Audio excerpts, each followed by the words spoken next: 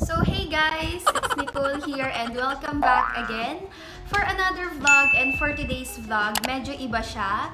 Alam ko hindi po ako tech reviewer or tech, ang tawag dito? Tech expert. But I just want to share sa inyo yung unboxing. Unboxing video ko na ginawa ko before. Very raw unboxing video na ginawa ko last July 7. And then hinintay ko talaga mag 2 months bago gawin tong vlog na to. Just to make sure na maganda yung product or okay pa rin yung phone na yun. And then actually I'm using that phone on filming this video. I started vlogging using iPhone 5s. Yes, itong maliit na iPhone na to. Umabot to halos 3,000 subscribers or 4,000 subscribers. Ito lang po yung ginagamit kong pang vlog and then gusto kong medyo mag-upgrade. Alam ko hindi na bago yung iPhone 7 pero the reason why I chose this iPhone kasi first time ko pong bumili ng cellphone using my own salary. Birthday gift ko siya sa sarili ko for my 19th birthday kasi 19 na po ako and then hindi po ako nanghingi ng money sa parents ko, kay mommy and daddy para bumili ng phone na to. So, sariling ipon ko siya. Hindi po ako nanghingi kahit piso. Ayun. So, that's the reason why GPP yung pinili ko. Kasi first time ko talaga bumili ng cellphone ng sarili kong pera. Ayoko naman maglabas ng ganun ka mahal, ganyan. So, before I start the video, just a disclaimer guys, I'm not trying to brag or hindi ko po pinagmamayabang yung pag-purchase ko sa iPhone na to. Kasi personally, or wala naman talaga akong dapat i-brag kasi mura lang po itong iPhone na to. By the way, that iPhone is actually 12,200 lang overall. 12,000 yung pinaka-product. GPP pala siya, GPP iPhone. Pero halos wala naman siyang pinagkaiba. Maliban na lang sa GPP chip na ginagamit para i-insert yung SIM card mo. Yung mga iPhone na yun is ginagawa sa Japan or sa ibang bansa. And then, ayun. So, para magamit mo siya dito sa Philippines, kailangan mo ng GPP chip. So, ayun yung reason kung bakit naging mura yung pag-purchase ko ng iPhone na yun. I'm not trying to brag in any form. So, hindi ko po pinagmamayabang yung pag-purchase ko ng iPhone na to. Or wala naman talaga akong dapat ipagmayabang. Kasi reason why I made this video kasi I find unboxing videos very helpful. Minsan nanonood ako ng mga unboxing videos kahit hindi ko bibilin yung cellphone na yun para magkaroon ako ng idea. Ayun guys, I just wanted to help sa mga gustong bumili ng GPP iPhone 7. Okay pa ba sa 2020? Ano ba yung mga thoughts ko regarding it? Sa battery life niya and etc. So, anyway guys, kung gusto nyo malaman kung magkano, anong klaseng iPhone ba yun, ano nga ba yung review ko sa GPP, further ado, let's go with the unboxing video.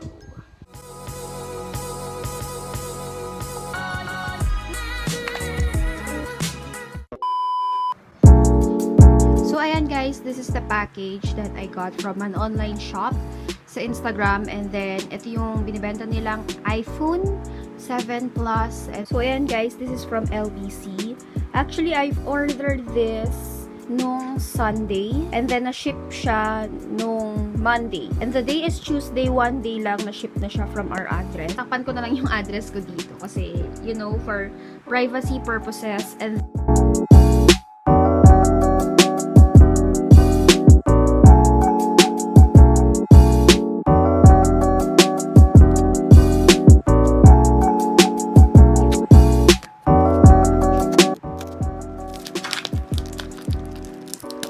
nagulat ako guys kasi super bilis ng transaction sa LBC and like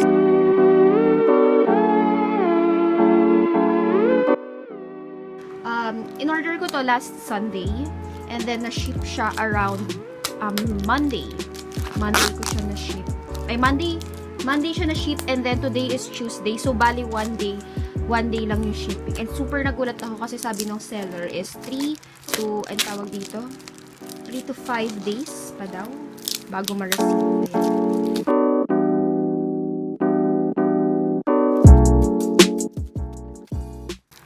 And then guys, if curious kayo kung saang online shop ko siya nabili, just comment down below. And then again, I can just lagay na lang sa description box kung saan ko siya nabili.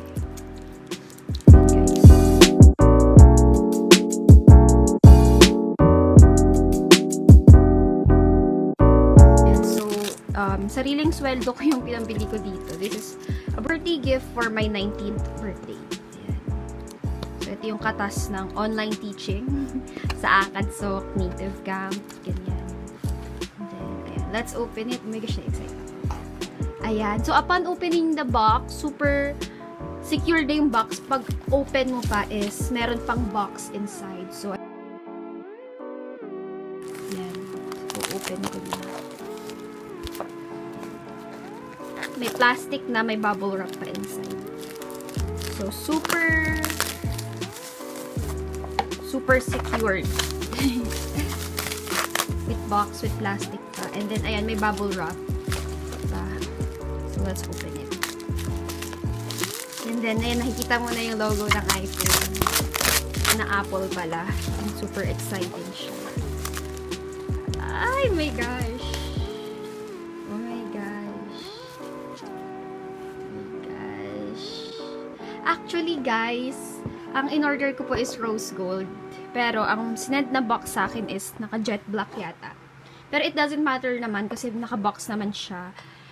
So, let's try to open it. Oh my gosh. Naka-bubble wrap pa pati yung mismong phone. And ito na po yung phone. This is a rose gold iPhone 7 Plus on 32 gig. And then, ayan. Actually, guys, first time kong bumili ng gadget from an online shop or Instagram. I just wanna try it. Ito yung phone itself. Pero bago tayo pumunta dyan is, tignan muna natin yung nasa loob ng box. Ayan. So, ayan. Tanggalin na po natin yung box. Ayan. Let's proceed sa phone. And this is in the color rose gold. Pero, black yung sinend na package sa akin. Black yung color ng box. Pero, it doesn't matter kasi box lang naman siya. Kita mo agad yung phone na naka-bubble wrap. And then, ito yung manuals niya. Again, just the usual iPhone na may panundot. Ito yung mga manual, designed by California. So, tabi na natin. And then, actually, may kasama siyang SIM. Siguro may nilagay ng SIM card dito. This is the charging brick. And then, ito yung earphone. Ito yung lighting cable na yun kasi yung kailangan sa iPhone 7. So, yan. And then, ito yung cable. Ayan. Ito po yung charging cable. So, ayan, overall, guys, ito na po yung kasama. And then, actually, I believe meron daw jelly case na sinama yung seller. Tignan natin. Ayan. Ayan, may free jelly case daw. Yan na, nakatago dito. Sabi ko na. Hinahanap ko kasi yung freebie eh.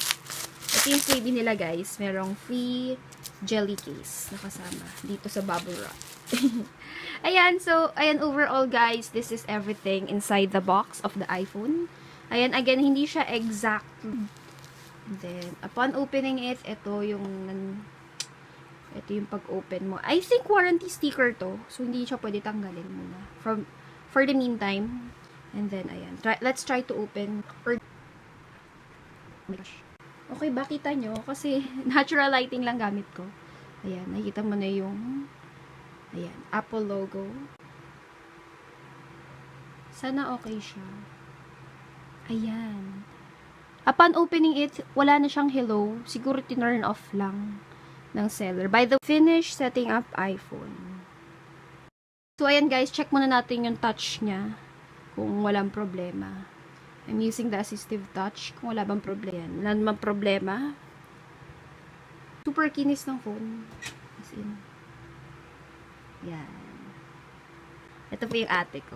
Oh my gosh. So, ayan guys, going back, naka-off lang yung phone and then isi-set up na lang daw ng fingerprint. Pero overall, ayan, okay naman yung assistive touch niya. And then not bad sa price. Ayan. Check muna natin. Off muna natin yung data. Tignan natin kung mag-overheat ba.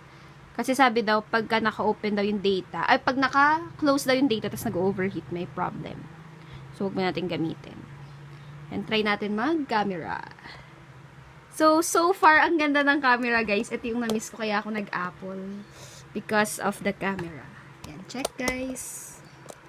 Check din po natin to. Wait lang, yung tripod ko po may problema. Ano?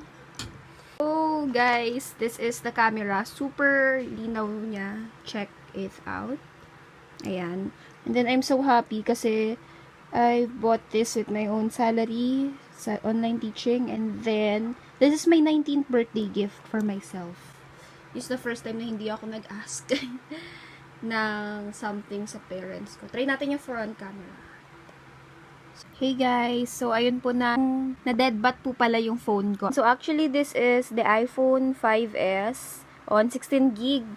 And then yung battery health niya po siguro nasa around 50 na lang, kaya sobrang hirap po. And then actually I've been using this for all of my vlogs since 2017. And then up until 2020 ginagamit ko pa rin yung iPhone 5s. So malinaw din naman yung iPhone 5s. Pero mas malinaw tong 7 Plus, of course. And so thank you so much for watching, guys. Hope you like this unboxing video. And then this will be the outro, and see you next time. Goodbye! Missing someone. Love is all